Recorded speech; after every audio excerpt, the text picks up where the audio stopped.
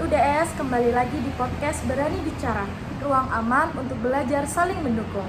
Hari ini kita akan membahas topik penting, yaitu tentang bullying dan kekerasan seksual pada remaja serta alur pengaduan kepada PPKS UDS.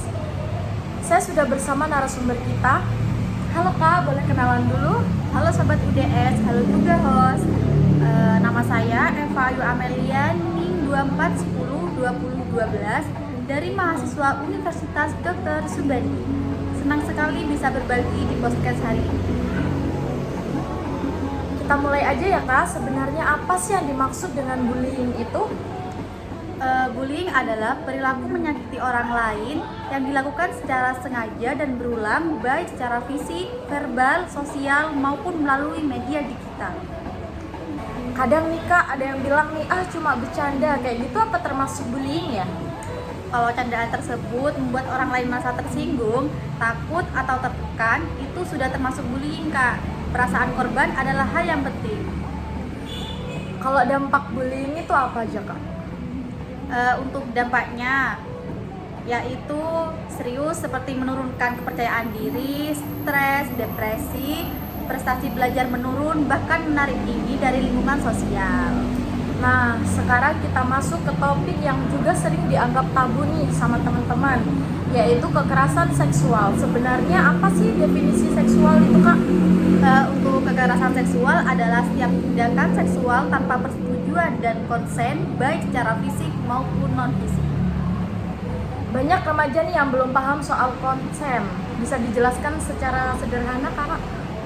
Konsen itu adalah persetujuan yang jelas, sadar, dan tanpa paksaan.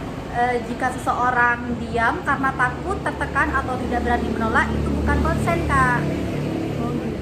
Kalau untuk dampak kekerasan seksual bagi korban itu kayak apa? Korban bisa mengalami trauma, kecemasan, seperti gangguan tidur, rasa takut, hingga tergantungnya aktivitas akademik dan sosial. Sebagai remaja dan mahasiswa, apa yang bisa kita lakukan untuk mencegah bullying dan kekerasan seksual?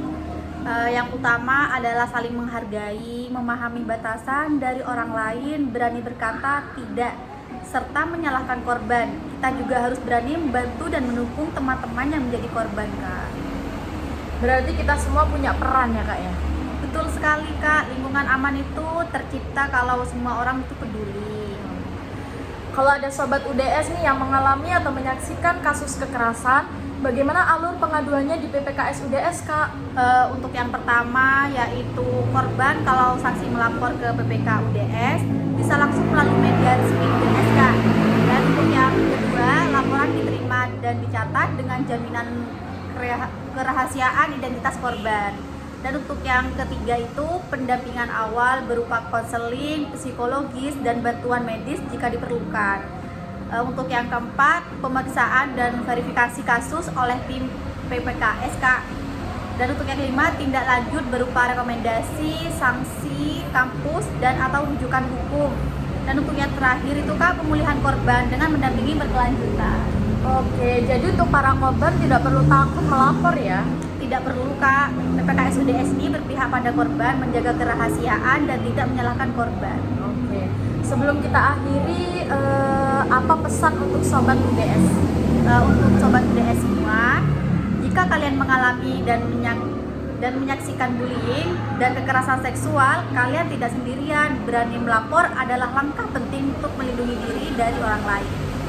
Sobat UDS, ingat ya, kekerasan bukan kesalahan korban. Berani bicara adalah bentuk kepedulian. Terima kasih sudah mendengarkan podcast Berani Bicara. Sampai jumpa di episode berikutnya. Terima kasih.